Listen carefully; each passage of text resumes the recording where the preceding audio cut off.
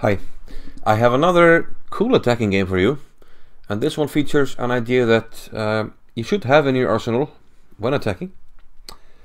And this was played by another Icelandic player, Feed the Master.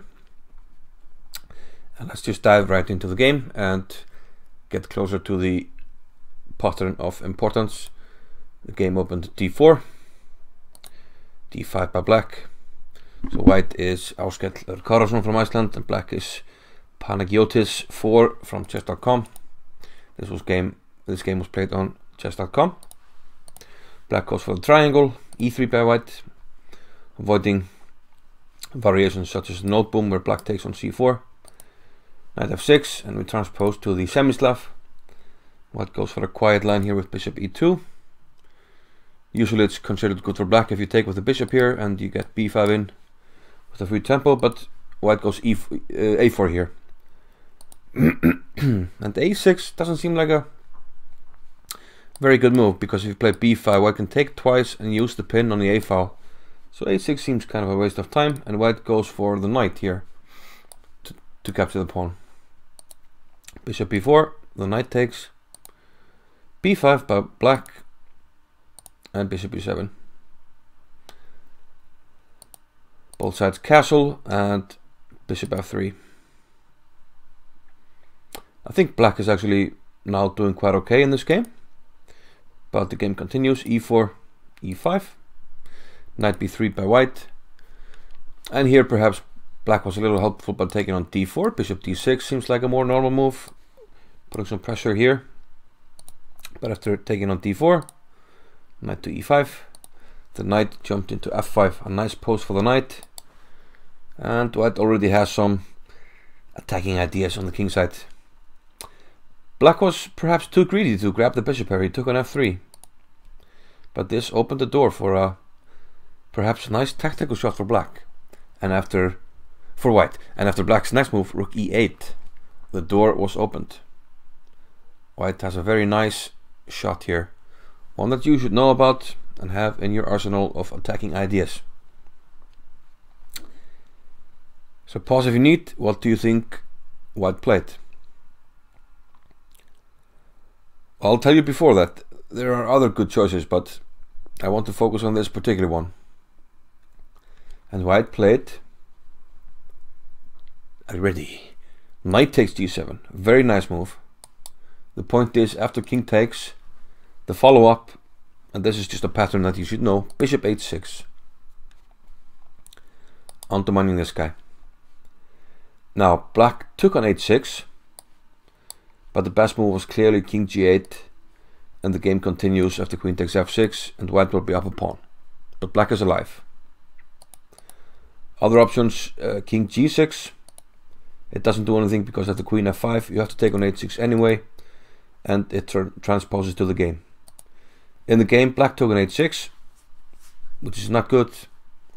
After queen takes, king h5. White has good choices. He went for knight e2 here, but there are some cool mating patterns if you go for the best move, which is g4. King takes g4 and queen h6, and now you're covering almost everything around the king. So you're threatening f3 mate next. There's actually not much that black can do about that, except throw in some spy checks. And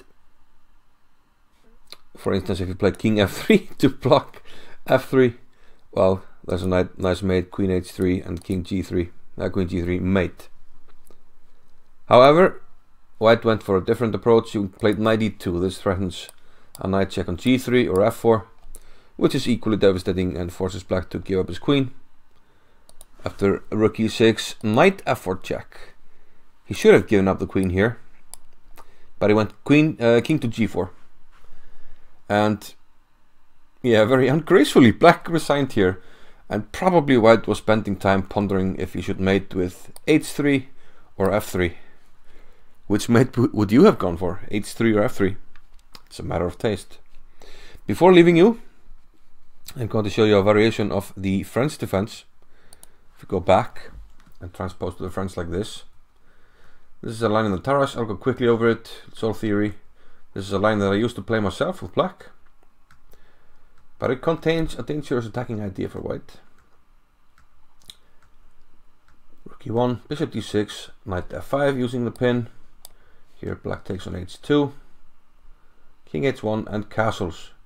Now this looks dangerous because of the same idea that was used in the game. Knight takes g7. In this case, king takes g7 is really difficult because of queen to d4. So black plays rook d8 and only then takes on g7. But here white has the same idea as in the other game, bishop h6. So this is a nice attacking pattern that you should know. Note that in this line of the French, it's not immediately winning for white. Black can actually fight here.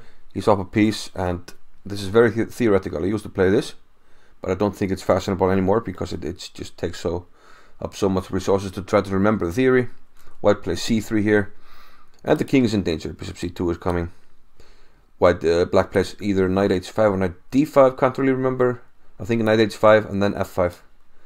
And black is more or less surviving, but I think white has slightly the upper hand in the theoretical battle. But you know, it's the same pattern. And this knight takes g7, bishop h6 idea is something you should know about,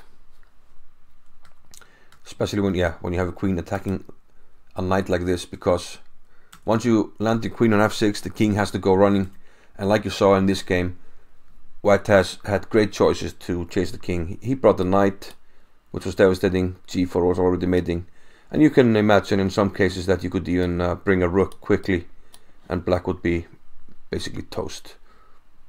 Just now I'm thinking maybe h3 g4 or f3 g4 comes to mind as well. So a good pattern for you to learn, recognize, and hopefully apply in your own games. Thanks for watching. See you in the next one. Bye bye.